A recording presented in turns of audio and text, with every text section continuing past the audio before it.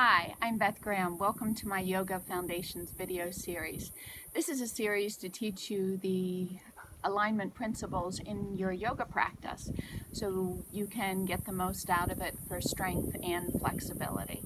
So today we're going to start in mountain pose, which is the foundation of all the yoga postures. Start to feel like the principles that you're learning today in mountain pose should translate into almost all of your other yoga postures. So let's get started. So many teachers teach mountain pose with the big toes touching.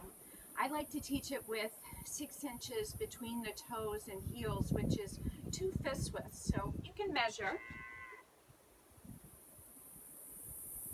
And the reason I do this is the 6 inches is about the space of the inner hips and the sits bones. The sits bones are these 2 golf ball or walnut sized nuggets that we sit on.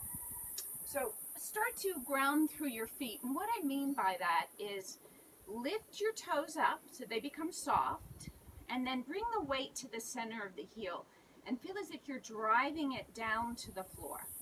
And then press down through your big toe mound and begin to spread the weight to your pinky toe mound.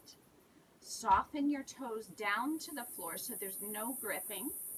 And as you feel yourself pressing the bones of the feet down, you'll begin to feel the muscles draw up.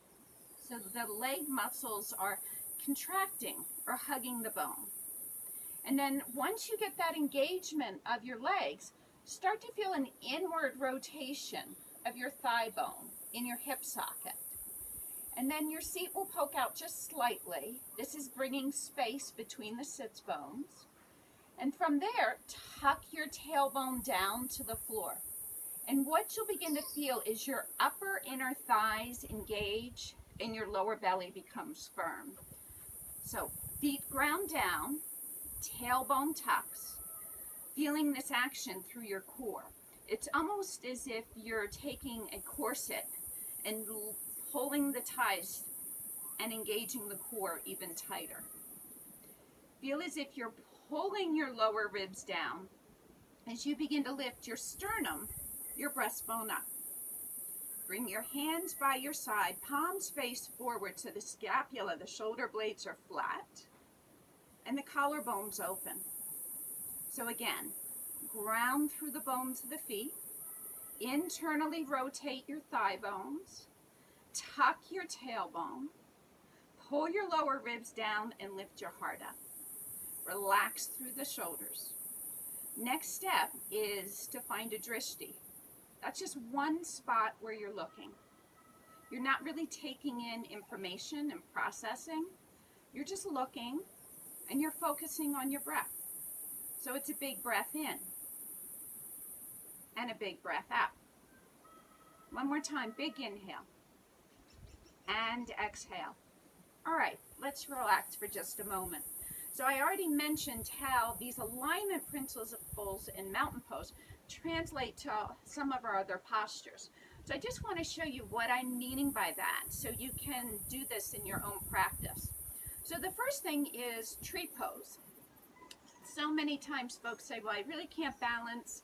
It's some type of issue I'm having in my practice. And what the simple solution is take your tree pose and make it more like mountain pose, because hips start to poke out and then the weight distribution shifts on the standing foot. So pull the outer standing leg hip in. So again, hip is over knee and knee is over ankle, like in Tadasana. And then start to externally rotate the lifted leg, thigh bone and hip, and bring the foot to your shin or even to the inner thigh. And then you've got some balance in your tree pose.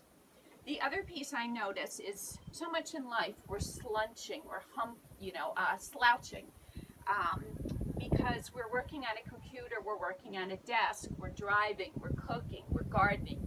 And with this, the chest muscles start to get weak and the back starts to overextend, so this becomes the habit opposed to this.